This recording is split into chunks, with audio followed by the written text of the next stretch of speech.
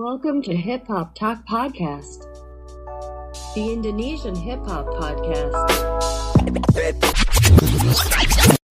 Oke, what's up, what's good? Balik lagi di Hip Hop Talk Podcast episode ke-39.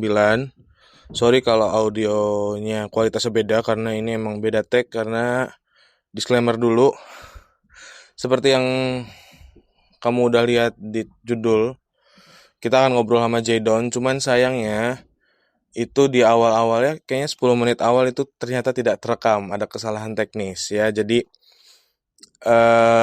gue minta maaf banget, sorry.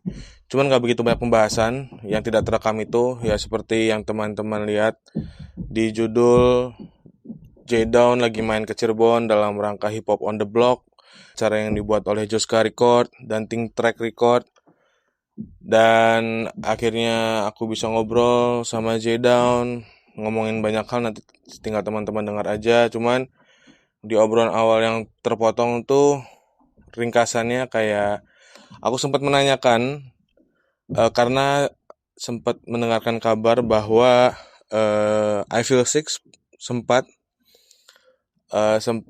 setor lagu ke Babab atau Ucok Homicide atau Morgu Vanguard itu tidak ACC semua satu album. Nah itu aku mencoba mengklarifikasi, cuman karena tidak terekam jadi biarkan saja itu tidak terekam, tidak dijelaskan. Dan ya inilah ya. Terus nextnya ya kayak seperti biasa nanya kabar dan lain sebagainya. Lalu obrolan itu terhenti di aku menanyakan ke J-Down bahwa apa ya, aku tuh adalah salah satu beatmaker juga, tapi nggak jago-jago amat, nggak jago banget, jauh standar biasa yang buta nada. Dan ternyata J-Down juga itu mengalami hal yang sama. Nah, untuk gimana lebih lengkapnya, langsung aja kita kasih bumper. Dan thank you teman-teman udah mau ngedengerin episode ini. Bumper intro, gas! Welcome to Hip Hop Talk Podcast, the Indonesian hip hop podcast. Letting me in. Fuck you, should get on the wrong path. Keep it straight again, use a rubber. Real fellas. Terjadi kesalahan teknis teman-teman. Tidak terekam, nggak tahu menit keberapa, nanti kita cek lah. Tadi berarti yang masalah I Feel Sick tidak lolos kurasi itu nanti dilihat lah. Kalau misalkan memang apa kerekam ya udah, kalau enggak ya udah di skip aja. Tadi ini ada obrolan terhenti di beatmaker yang tidak, yang buta nada. Iya. Oh nggak tahu ini tangga nada apa. Iya. Biasanya suka ngecek hasil beatku di Serato. Serato tuh dia keluar. Kalau nggak di Logic Pro. Iya, langsung bisa nge-detect gitu ya. Oh iya. Meskipun itu tahu misalkan iya, atau iya, D. Iya. D itu apa? Kan nggak tahu. Iya. Tetap. Nah itu berarti bisa menemukan karakter atau bisa ngegabungin dari beberapa sampel jadi satu dan enak itu.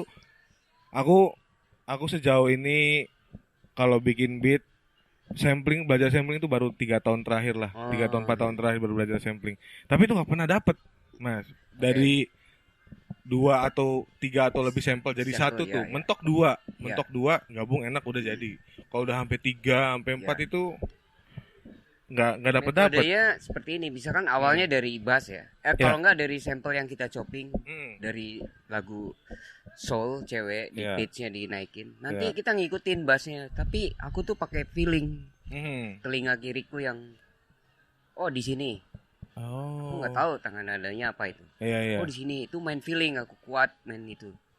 Nah sampai drum pun ikut pitch-nya diikutin tuh. Jadi harmonis. Iya. Nada pitch-nya semua harmonis. Didengarnya enak, nggak ada yang sumbang. Iya. Dan itu tahap belajarnya, itu tahap belajar pitch gitu tuh sampai detik kemarin dibikin remake-nya Barisan Nisan Homicide. Iya.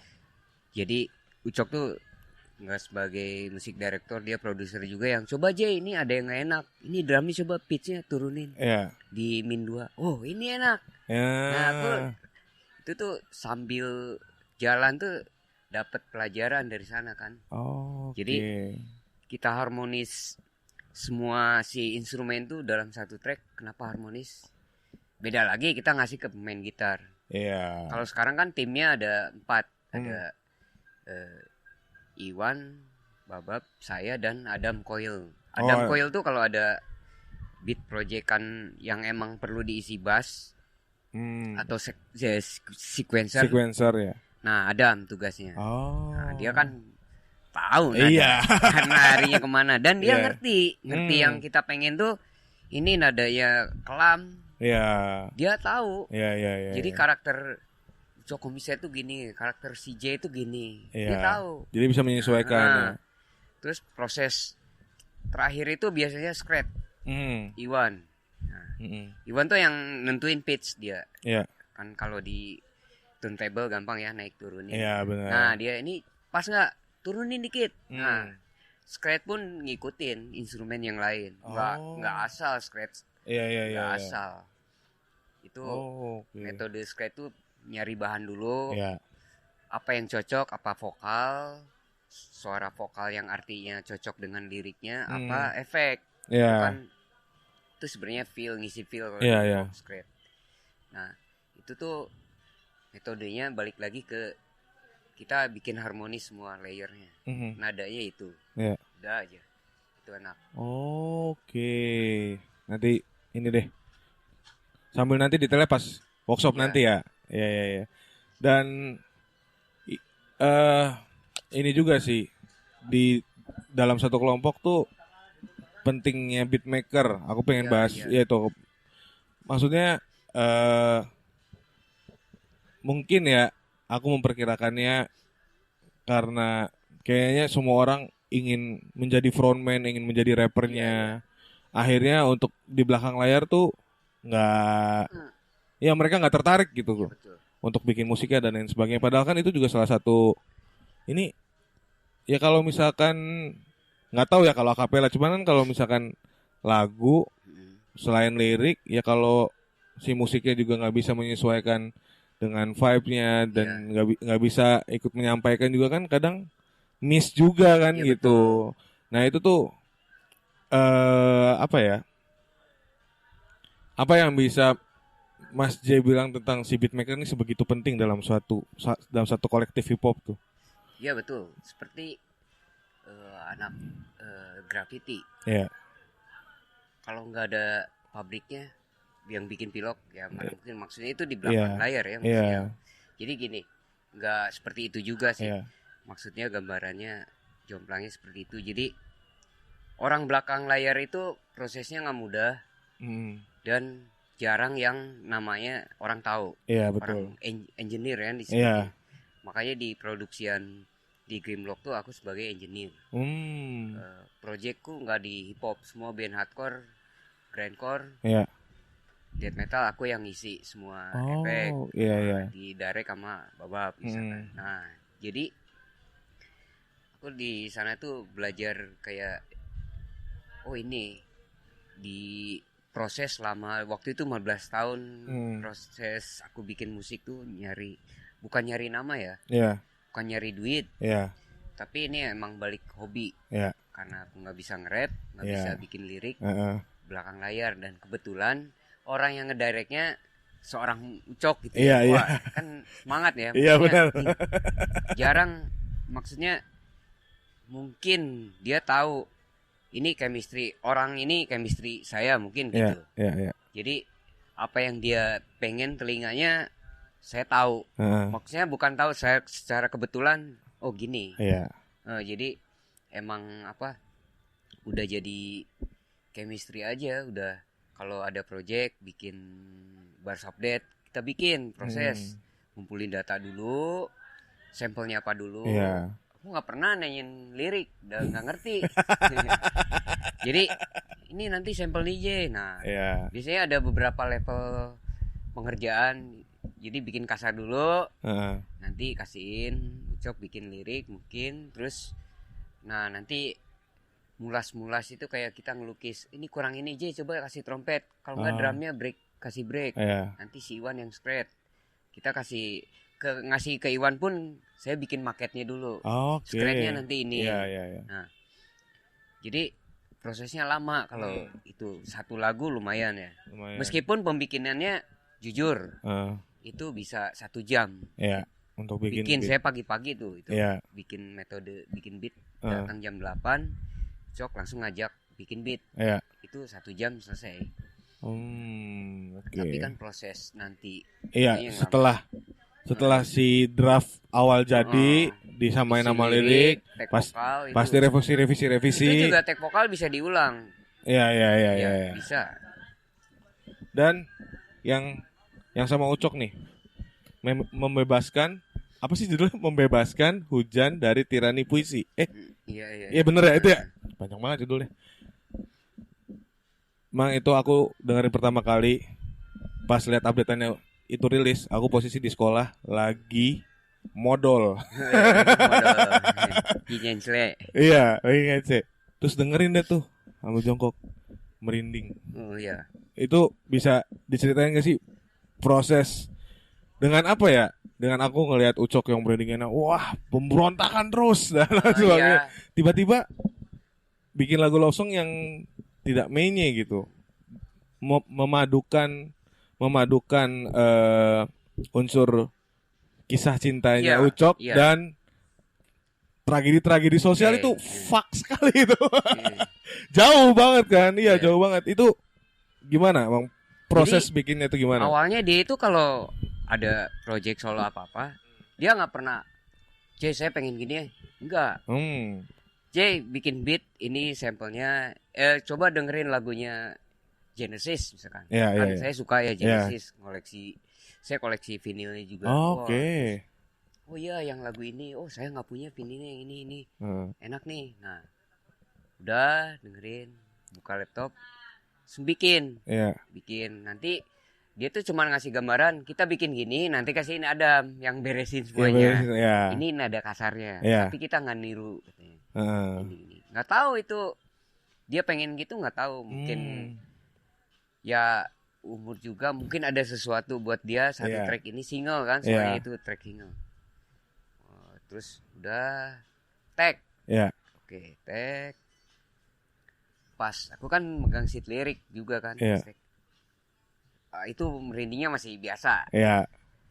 Kok ini liriknya, ini mah liriknya maksudnya bukan baper apa, kayak mencintai hidupnya dia selama ini dengan adanya sosok istri gitu misalkan kan. Meskipun saya belum ngalamin, tapi ini kayak ada sesuatu nih. Nah udah mixing ke Hamzah, ke Tegal, denger hasil mixing, udah hasil mastering denger. Lah di sana kita kan review pagi-pagi di speaker gede. Nah itu. Saya baru ngomong, Bab, dari dulu saya nggak pernah nanya lirik komisa, tapi ini motivasi buat saya jujur. Udah ya, saya merinding kan. Kenapa merinding terakhir gitu? Jadi awal proses itu emang nikmatin dan setengah tahu tentang lirik itu kan kedenger lagi ngetek. Saya operator kan. Tapi kan begitu denger hasil beda. Benar. Mastering emosinya udah beda. Beda. Itu tuh jadi wah, terus kedua lihat covernya kan. Upload anjing maksudnya. Ada muka si ibu. Lagi kuliah gitu misalkan. Itu foto muda ya? Masih kuliah. Terus anak-anak tuh kayak bercandaan di Grimlock tuh kayak Iwan Febi coba bikin t-shirtnya gitu. Wah, kan ada yang nanya, Kang dibikin t-shirtnya nggak? Ini merchandise-nya nggak? Kebayang kan? Itu kan beban nih. Beban sih, benar. Itu jadi aku ketawa-ketawa gitu ya. Aduh, mungkin gak ya dibikin. Iya. Kayak nggak deh yang lagu itu, yang track itu. Tapi nah itu prosesnya jadi nggak ketahuan meskipun ini ada apa maksudnya. Aku tanya nih. Itu akhirnya apa tuh? Pas ketika Mas J nanya lirik, apa yang ditanyain ke? Nggak nanya, cuman aku langsung ngasih kesimpulan. Oh. Berdiri ke mejanya langsung aku ngasih kesimpulan. Nggak pernah aku nanya. Jadi langsung to the point, ini lirik motivasi saya jujur. Iya. Bukan masalah motivasi saya punya istri apa enggak, tapi motivasi hidup. Iya. Ngehargain seseorang dari story-nya, cara kita ya merendah diri apa ya, buat saya itu kacamata buat saya itu. Jadi seseorang itu jangan dilihat dari luarnya. Yang seorang Ucok tuh orasi apa gitu. Berontak. Ya, apa. Tapi di balik itu Masih dia menye juga. ada kasih sayang buat anak, Iya. buat istri, Iya, keluarga gitu. Nah, itu yang motivasi buat saya. Kalau Kalau motivasi homies saya itu dari sisi ya musik ya. Iya. Musikalitasnya ini zaman dulu hip hop udah gila bikinnya gimana itu, Iya. sampai pertanyaannya terus saya tanya. Iya. Gitu. Nah, Cok sampai ya udah kamu nih drum break yang dulu saya pakai homies set nih dikasih. Nah, itu saya pengen nularin di sini tuh, nanti ada QR free download drum break semua tuh ada. Itu dari itu nggak hanya band hip hop lokal, Homiset, The Army, I Feel Sick, tapi luar juga pakai itu, Pabrikan Mie itu. Oh, berarti di QR ada sampelnya Homicide juga? Enggak, drumnya aja. Drumnya iya maksudnya. Ada drumnya. Wow, ada. Menarik. Anjing, itu bener-bener lagu yang Oh iya itu. Anjing lah itu. Bingung mau ngomong apa. Ada new wave-nya, Iya. Jazznya. Ada jazznya. Ada apa coba? Iya. Itu kan dibantu Adam juga yang jadi colornya beda itu. Iya. Sumpah, dan momennya pas aku lagi berak tuh Mang. Jadi anjing gitu. Langsung merinding sebadan-badan. Itu kemarin anjing. pas pergi di kereta itu set lewat udah mau Cirebon tuh kan ada pabrik. Iya. Pantai gitu kan, tapi malam aku puter lagu itu tuh dipakai earphone, anjing merinding tapi di stop yang lagunya. Langsung dengerin Keriking aja. Anjing itu merinding emang jadi anjing ini jangan deh diputer di sini ya. Iya. Dan aku lagi itu sempat nyari liriknya di kayak di Spotify. Aku nggak tahu sekarang belum buka lagi, udah di input kalau aku lumayan kepo sih sama liriknya. Iya. Lumayan kepo. Apa ya? Nyampurin kisah cinta dengan menyebutkan nama tempat, nama jalan. Iya, nama jalan tuh. Itu detil loh, itu sejarah detil. Makanya anjing, kok bisa enak gitu ya? Kadang tuh aku kalau nulis juga kadang suka ingin memasukkan unsur wilayah-wilayah yang ada di sini tuh. Kayaknya kalau di-pronounce kurang masih ragu gitu. Cuman itu lumayan jadi PR aku sendiri sih ketika ingin merekam satu momen apa dalam tulisan, mencoba untuk nge-mention nama jalan dan sebagainya itu lumayan motivasi juga sih, gara-gara dengar apa Ucok itu yang love song itu yang panjang banget judulnya, lupa. Iya, judulnya panjang. Oke, dan kita ngebahas ini Sekte Air Mata Udin. Iya. Apa trigger awal oke deh bikin full solo album. Apa tuh trigger awalnya? Dulu tuh kan bikin EP dulu yang Darkest Days Ahead itu. Iya, waktu COVID. Iya, waktu COVID. Terus kan anak-anak tuh, J kapan sih kamu belakang layar, anak-anak semua sampai bikin remix Efek Rumah Kaca sampai apa gitu. Sampai bisa punya grup The Army, I Feel Sick. Sampai ke Crowbar. Kapan album kamu gitu. Itu tuh selalu ini. Aku belum bisa jawab karena emang perlu sosok orang yang ngedirect gitu. Iya. Dimana saat itu Ucok tuh, J bikin instrumen dulu. Nanti saya pilih-pilihin buat ini MC-nya ini. Saya nggak mau milih MC ya. Oh. Kurator MC itu Ucok semua itu. Oke, iya. Ucok tahu ini karakter beat saya tuh ke siapa, kemanain tahu.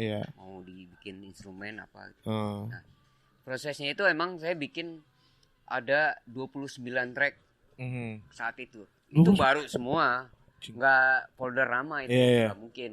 Itu fresh semua berarti. Fresh semua. Set waktu 2 minggu Cok ngasih. belum dijudulin. Ini buat featuring ini lawan ini versus ini. Ini ada hal menarik versusnya pas I Feel Sick, track I Feel Sick. Iya. Featuring I Feel Sick kan. Gaya datang pagi-pagi. Udah dicetak. Iya. Udah dicetak. Ini maksudnya apa? Si J itu kan I Feel Sick, kenapa bukan I Feel Sick? Terus ketawa. Aku emang gelagat waktu itu emang maksudnya sebelum kejadian Emo ke Australia. Iya. Bubar itu. Jadi aku yang tahu mungkin ya gelagatnya gitu ya. Ucap nulis gitu ya. Jadi nah Elmo ke Australia baru kita show terakhir itu kan. Iya. Udah bubar. Bukan bubar sih. Masih Gaya masih berhak untuk bawain I Feel Sick karena bandnya Gaya tuh I Feel Sick dari dulu ya. Iya. Jadi nah itu album itu tuh prosesnya sebenarnya cepet ya. Karena MC-nya itu muda-muda semua ya. Iya. Dan cepet dan semangat. Iya. Wah, saya mau nih masuk album ini. Iya. Wah, udah terus kayak nanti Grimlock mau bayar studio kalian. Ada yang nolak, ada yang nggak nolak, maksudnya nggak enak ya dikasih duit budget buat studio itu dikasih semua. Cuman mereka ada yang nggak usah, kita punya studio yang Bali. Kita punya studio. Nah, jadi intinya itu. Nah, dan terakhir itu yang prosesnya lama, balik lagi ke umur tua ya. Jadi ada Dois, ada Gary Sakala itu lama banget. Aduh. Pas ditanya, "Weh, buruan, lu kan mau ke Australia." Iya, ntar nih mau bahas apaan nih sama Dois katanya. Aduh, anjing orang tua ini lama dua. Susah. Akhirnya jadi. Oh, temanya ini, oke. Nah, itu yang nentuin temanya siapa? Mereka bebas. Oh, bebas. Iya. Silakan direspon. Kan itu semuanya lebih dari satu rapper semua kan. Jadi mereka udah diskusi aja sendiri tuh ya. Bebas. Enggak mau kasih tema. Iya. Mau. Terus. Kayak aku seolah-olah hajatanku nih. Jadi maksudnya kasih ekspresi lah buat mereka nih beatku. Kamu bisa nari, ngerime di beatku, udah bagus. Iya. Dan aku nggak minta ini bagus jelek, tapi enak nggak? Iya. Benar. Tapi kan pas Ucok dengerin, J ini, oh, anjing keren, wah beat saya jadi lebih keren nih. Iya. Wah udah, itu semua store ke Dropbox. Store, wah keren, udah kasihin mixing ke siapa Kak Hamzah. Jadilah album itu dan cepet tuh keluar digital, CD, kaset, semua keluar kan bareng merchandise. Ya udah sampai umur setahun udah sold duluan sih, maksudnya udah sold. Iya. Berarti udah nggak produksi lagi? Apa nggak tahu? Belum tahu nih, katanya mau bikin vinyl tapi nggak tahu ya. Ya aku ikut babak aja. Iya. Tapi kenapa namanya nih juga Sekte Arimata Odin? Iya, Arimata Odin. Apa nih? Sebenarnya itu nggak pernah diterangin, nggak pernah dikasih tahu, nggak pernah aku nanya kenapa Sekte Arimata Odin. Yang bikin judulnya Babab. Iya. Jadi emang seorang Viking yang emang mungkin ya dasarnya didasarin sama perjuangan saya mungkin ya. Iya. Kan Odin tuh seorang Viking. Iya, Odin tuh seorang Viking. Jadi emang selama ini kerja keras 15 tahun di belakang layar dan saya nggak bauan ya. Apapun siapapun aku kerjain. Bayangin dari zaman dulu aku bisa bikin beat dibagi-bagiin ke orang.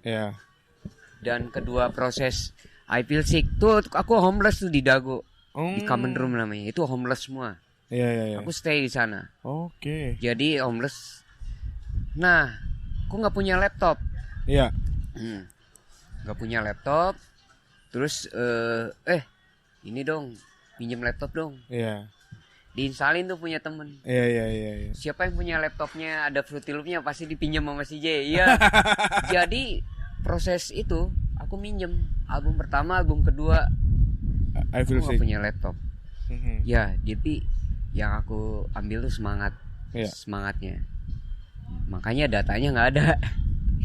Data itu yang sangat disayangkan ya. Iya. Karena kan kalau sekarang baru tahu profesional kalau sekarang. Iya, memang harus dijaga lah ya penghasilan itu. Oke, dan kalau tour yang si album Sekte Mata Air Mata Odin ini udah pernah apa memang ini lagi di? Udah pernah. Oh, udah pernah. Udah pernah ini. Cuman ini tuh jadi udah nggak promo lagi, orang udah habis ya. Iya. Merchandise. Jadi masih berbekas. Di Jogja pun masih orang pengen denger soalnya saya itu. Jadi ya kebetulan musik saya nggak bosen didengar ya. Jadi gini nih, musik yang nggak cacat itu disebutnya. Track 1, kedua, ketiga itu biasanya kalau musiknya kita jenuh, track kelima udah stop. Kalau nggak di skip. Ini dari awal didengar sampai akhir itu ada cerita kan dari awal. Iya. Viking itu dia bercerita sampai akhirnya penutupnya yang tracknya Ozzy Osbourne tuh. Itu penutupnya. Jadi itu ada cerita dari awal sampai akhir. Iya. Nah, jadi bikin orang nggak bosen. Tapi kan awalnya saya nggak kesana, tapi kan Icok ngedirectnya seperti itu. Jadi ini story album kamu. Perjuangan kamu ada di sana semua. Iya. Anjing. Itu tuh musik director dan produser tuh seperti dia itu emang bener. Iya. Dan dan ini kan juga yaitu salah satu kesempatan ketika orang di belakang layar, oke, saatnya. Iya. Inilah waktumu untuk bersinar. Iya, betul. Ya kayak ngeliat kan mungkin ada Mardial juga yang bikin. Iya, waktu sama Mardial. Ya, jadi memang ya itu beatmaker juga. Kalau aku sih sekarang malah mikirnya beatmaker juga salah satu bagian frontman di dalam lagu hip hop. Jadi ya itu kan kalau di YouTube itu kan prod by siapa, itu kan akhirnya dimensionnya tuh di title gitu. Iya. Bukan di kredit lagi. Iya, udah itu jadi ya itu aku makanya. Jadi gini, frontman jadi maksudnya gini, di hip hop pada saat show tuh suka bilang, tolong ada tengah-tengah dikasih track buat showcase-nya si DJ. Karena di hip hop tuh DJ itu frontman ya, bukan frontman, harus dihargai. Harus dihargain, betul. Hip hop tuh. Nah, jadi pas I Feel Sick show itu tengah-tengah tuh ada show-nya Iwan, DJ Iwan Skret. Iya. Skret. Nah, baru balik lagi si MC-nya lagi. Nah, itu salah satunya yang kita ngehargain orang yang di belakang gitu ya. Iya. Jadi apapun itu. Ini jarang terjadi di Indonesia yang beatmaker showcase tour gitu. Itu Betul. yang aku nyoba dari pas Covid. Itu program protokol. Iya. Jadi itu programku waktu itu pas Covid, program protokol maksimal 30 orang. Oke. Ya. Nah, diterapin ke albumku ini. Nah, makanya kenapa aku udah, maksudnya nggak berhenti di Krobar juga. Maksudnya aktivitasku udah punya agenda show sendiri kan. Nantinya takutnya keganggu. Jadi ya udah sekarang sendiri. Tapi nggak dengan kesendirian kan. Ya, masih banyak teman. Ininya aja, main-mainnya aja. Main-mainnya aja. Oke, dan ini Mang,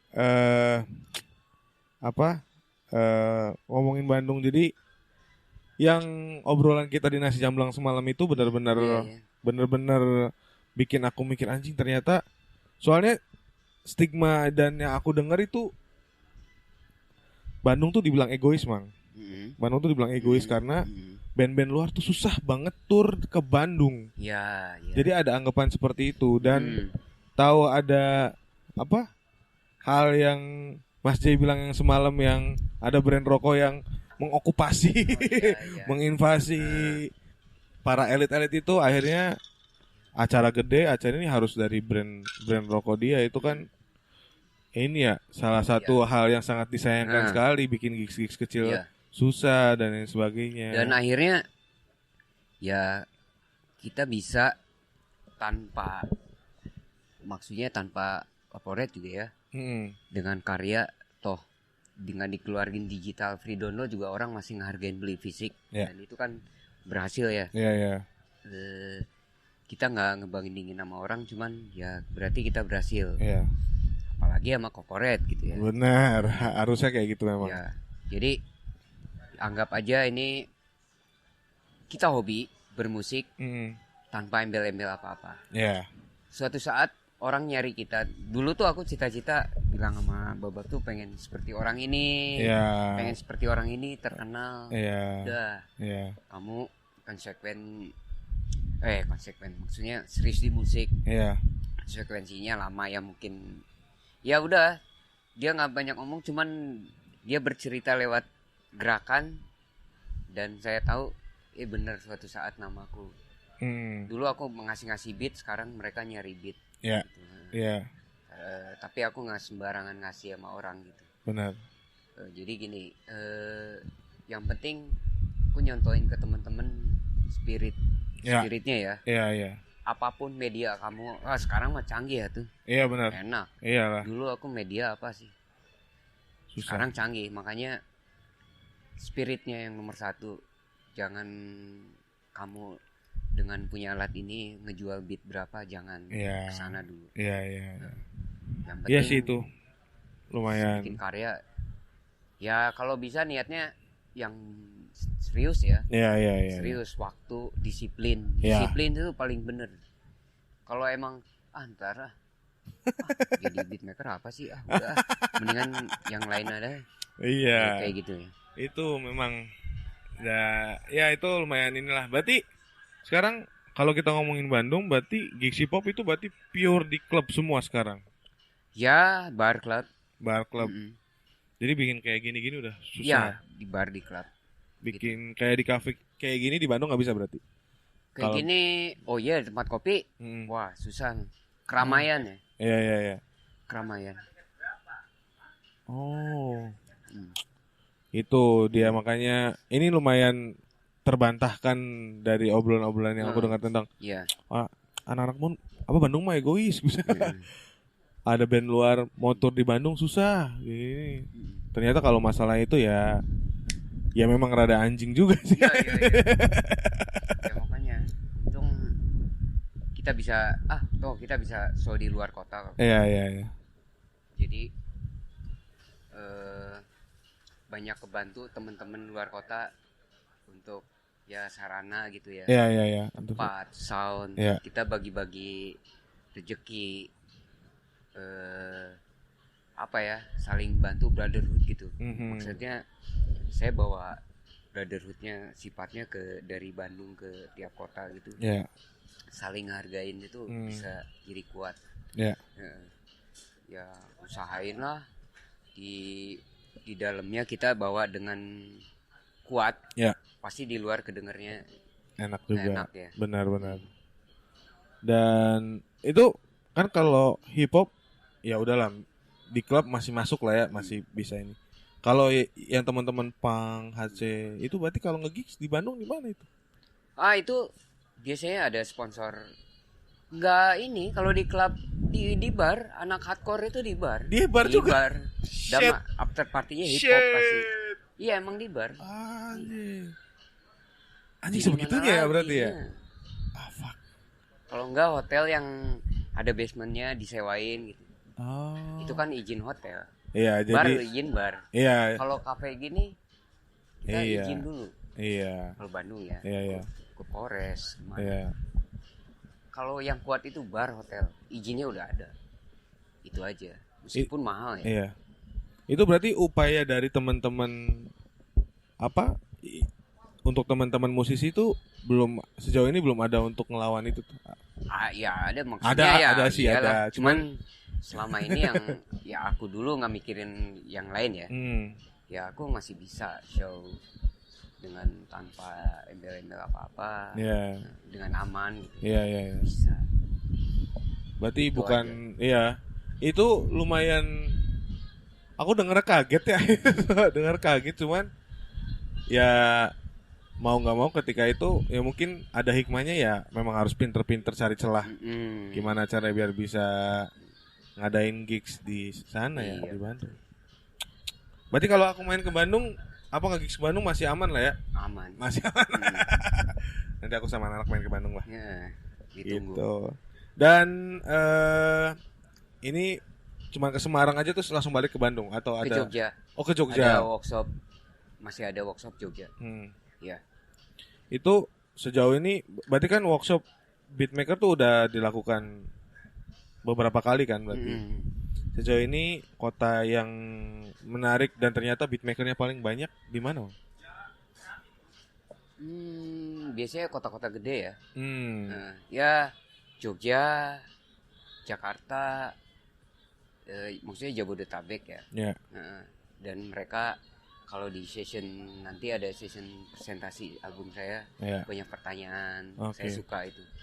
Maksudnya, dan kebetulan Jabodetabek waktu tour yang datang tuh yang nanya anak hardcore dibanding anak hip hopnya. Itu kan teman-teman ya. Itu teman-temannya nanya, "Jay, lu bikin ini gimana sih? Kepikiran lu bikin IP6 itu sampelnya thrash metal saya." Nah, itu anak hardcore semua yang nanya. Anak hip hopnya paling nanya siapa yang udah diproduce, itu kan standar ya. Iya. Ya gitu. Ya tapi nanya proses itu sulit. Aku menerima pertanyaan itu paling menarik. Iya. Nanya proses tuh paling seneng. Iya, itu dia makanya aku lumayan kepo sama ya itu tadi apa lagunya, lagu menye-menyenya Ucok gitu. Iya. Dan apa ya tadi Sekte Air Mata Odin, memang aku ngomongin proses tuh seru sih. Seru banget itu. Ya. Udah, ini karena kita terbatas ya, mau ngobrol banyak cuman acara mau dimulai nih. Kalau gitu thank you banget, terima kasih banyak Mas Jai sudah main ke Cirebon. Terima kasih. Moga nggak kapok main ke Cirebon. Udah diterima di sini. Iya, dan nanti tinggal gantian ya Mang ya nanti. Iya. Nanti aku yang kesana. Nanti saya podcast Mas di Kapolres. Ayo boleh. Kalau aku pengennya ya semoga ada jalannya lah. Aku tuh pengennya kan album ini lagi aku usahain banget. Iya. Si Hadis, dan kalau misalnya jadi aku pengennya ketika tour tuh sama podcast juga. Jadi aku ambil lokalitas-lokalitasnya buat ngobrol. Iya. Ngobrolin tentang hip hop di kota masing-masing dan sebagainya. Itu kan menarik tuh. Betul. Iya Mas, terima kasih loh Mas. Terima kasih banyak atas waktunya dan sudah main kesini. Moga nggak kapok ya Mas ya. Enggak. Dengan seadanya kayak gini lah. Terima kasih. Saya ya. Oke, kalau gitu thank you buat yang buat yang udah dengerin, dan jangan lupa terus mendengarkan album dari J Dawn, Sekte Air Mata Odin, teman-teman, karena itu salah satu cara untuk menghidupi teman-teman yang sudah berkarya. Iya. Dan kalau bisa Spotify-nya jangan yang mod ya. Jangan yang krek-krekan. Iya betul. Iklan dikit enggak apa-apa lah. Yang prabayar lah. Ya syukur-syukur bisa premium, cuman kalau ini premium. Ya udahlah, karena platform kapitalis itu susah lah. Iya. Uangnya dikit banget. Iya betul. Mungkin ini aja deh. Mungkin terakhir. Ngomongin sama pas lagi semalam kita ngobrol juga ngomongin fisik sama keberhasilan lagu di sosmed lah ya, ngomongin fisik dan digital. Menurut kalau Mas Jai, aku yakin pasti lebih milih fisik kemana-mana gitu. Iya. Maksudnya apa sih yang bisa diceritain tentang kedua perspektif ini, dari kalau Mas Jai ngobrol sama teman-teman tentang ada yang lebih peduli ke digital, ada yang ke fisik, itu kalau menurut Mas Jai gimana kalau ngobrolin itu? Terakhir sebelum kita tutup. Oke. Sebenarnya yang dibutuhin itu kesadaran untuk menghargai produk band yang mereka ngefans gitu ya. Iya. Itu dengan beli vinyl, beli CD itu di barat, di Amerika udah dari dulu ya. Di kita baru sekarang ya, dari tahun kemarin sih udah mulai. Meskipun serentak tuh, aku digitalnya ada. Kalau keluar digital orang malas beli CD. Tapi enggak, ini sold semua kaset CD. Dan itu aku bersyukur jadi kebanggaan si fansnya. Iya. Aku punya fisik, ada tanda tangannya. Iya. Itu kebanggaan. Mungkin itu kali ya nilai plus yang tidak didapatkan ketika kita mendengarkan digital, dan secara kualitas juga kan beda ya. Beda. Secara kualitas yang digital dan diturunin. Iya, pasti diturunin. Dan itu dan aku kalau pas lagi itu sempat bikin EP juga kan. CD aku cuma 50 berapa gitu. Kaset pitanya aku 25. bikin di Lokananta. Oh iya, Lokananta. Di Lokananta. Terus sama bikin merchandise. Itu langsung kerasa, Mang. Langsung dapat 8 juta, Mang, pada saat itu. Asli langsung dapat. Itu yang lumayan aku nge-trigger akhirnya semangat bikin fisik karena semangat. Ya kalau ngomongin hasil terus langsung kayak kita langsung kerasa. Karyaku dihargain dengan dibeli fisiknya loh. Iya. Bayang loh. Dan itu walaupun karena kurangnya manajemen akhirnya si 8 juta itu habis buat tur selesai. Iya nggak apa-apa. Tapi nggak apa-apa kan. Akhirnya kan dari situ ya aku punya teman baru dan lain sebagainya. Cuman itu bisa salah satu trigger banget.